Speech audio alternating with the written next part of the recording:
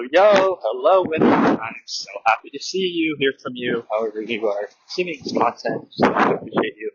If you do, subscribe, and rate the show on Spotify or Apple Music. It will help me create more of these and get more impactful guests and more insightful stories to tell you about. So, awesome. Now that that's out of the way, welcome back to the podcast. I am interrupting the What I Knew Then and What I Know Now series for a pretty important reason, because we are moving to Portugal in 72 hours. Who, what, when, where, why, how the frick am I doing this? I know that's the dying question all of you guys want to know. Let's start with the who, or really the why. Honestly, that's a way better spot. Over the last couple of years, I have been living at home after 4 or 5 years in South Florida where I finished school.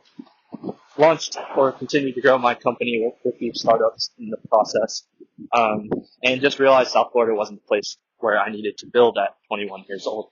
So I graduated college early, moved back home, and it allowed me to work a part-time job, to build my business, and travel the world. By doing that, I realized I didn't really want to have a home base, or I didn't know what home base was. I didn't see the point in locking myself into a lease in the city because it meant I couldn't travel and see the world, or it did, but it would cost me more money. And as you're building, that makes no sense. So, yeah, I've been to about 10 countries in the last 24 months, and I landed on Portugal. I went there for a week here in, April, and 10 days, and absolutely loved it. Super affordable, a lot of entrepreneurs. By way of the internet, making content like this, I do know about 10 people, and as you guys know, I don't travel anywhere where I don't know people. I love solo travel, but please have somebody you know, or make friends with people fast, because then it makes your life so much easier, and it's just safer, and honestly, we're in our 20s, we don't have it all figured out as much as we like to think so.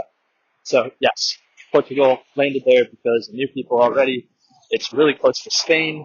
It is only a 5-hour time difference from the United States, and I work with about 50% European clients and 50% United States clients. So that works out. Nobody is, in the gut, whatever. And how are we doing that? How do I even afford this? One, living in Portugal, pretty affordable. As long as you make between 3 and 5K a month, you can do it. The highest income for the locals there, just to keep in mind, is $2,000 a month unless you're a doctor, lawyer, engineer, etc.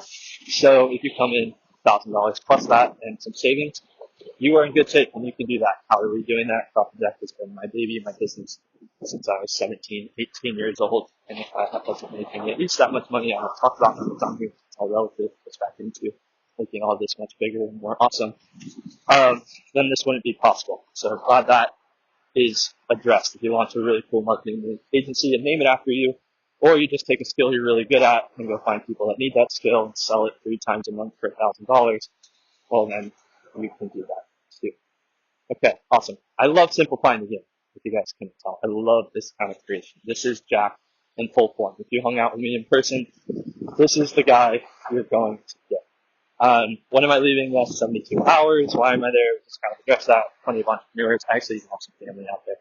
Just adds to it. And I love the schedule. I just love the schedule there. The U.S. clients, nothing starts till 12 o'clock or 1, and you can kind of keep going from there. So Portugal, for those main reasons, I think the why is what a lot of people care about. The when, I booked a one-way, and I am working on my 12-month digital nomad visa. I have a birthday and some holidays to take care of in November, so I will come at the end of my 90 days or so.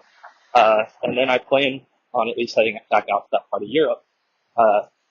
Next year, I would like to be in Miami for January, but we'll talk about that at a later date.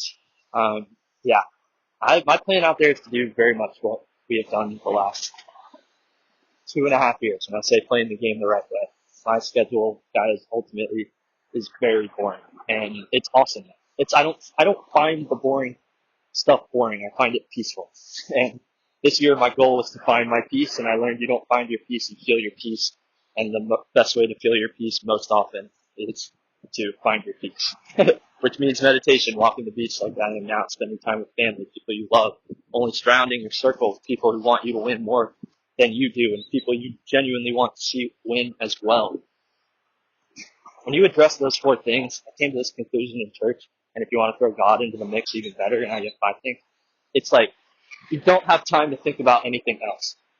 So don't worry about the what. Don't worry about what it looks like. I'm somebody who comes from this background of always worrying about what it looks like. And I just focused on the simple actions, whether they were related or not. And you know what? I found the relatability.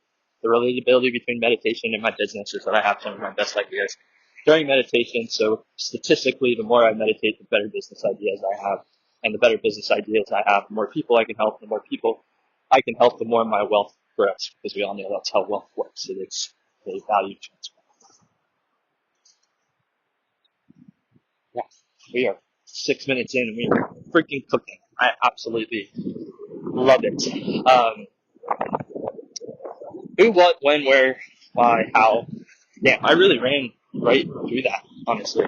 Uh, yeah. On a deeper detail, I mean, I guess, I don't know how public I'm going to be with it. I don't know. I'm a pretty private person, but for anyone who's grinding and, like, I want to talk about that. The who's pretty important as to why I'm out there as well. I'll leave it at that. I'm somebody who has built solo for my last 5 years and needed that time to find out who I was and the value I could bring to the world. It had to be something I was confident in. And once I really locked into that, I did it the hard way. I moved back home. I spent all this time in silence and became the man I know I'm worthy of. I attracted somebody of like kind that made this move even easier. So shout out to you, you are. Thank you very much. And that's another adventure I'm so excited for. It's been a while. Your boy's been fucking the most eligible businessman in Instagram for a while. Yeah, that is another adventure I'm very excited about. More details to come. And yeah, I hope you enjoyed this podcast. A little bit better. Next week we'll flip back to what I was thinking at 22 years old. I think we've addressed the 19, 20-year-old Jack. So I guess I'm 21-year-old Jack. Next week you're going to hear from 21-year-old Jack, a voice recording that I shot just in college. Never knew when I was going to release it. And you know what? I decided this year we're going all in. We're releasing it. We'll wrap up that series and we'll do a coffee with strangers segment and then a bunch of other cool stuff as I am doing dallying. Just kidding. $8 around the world. Peace, love, and see you.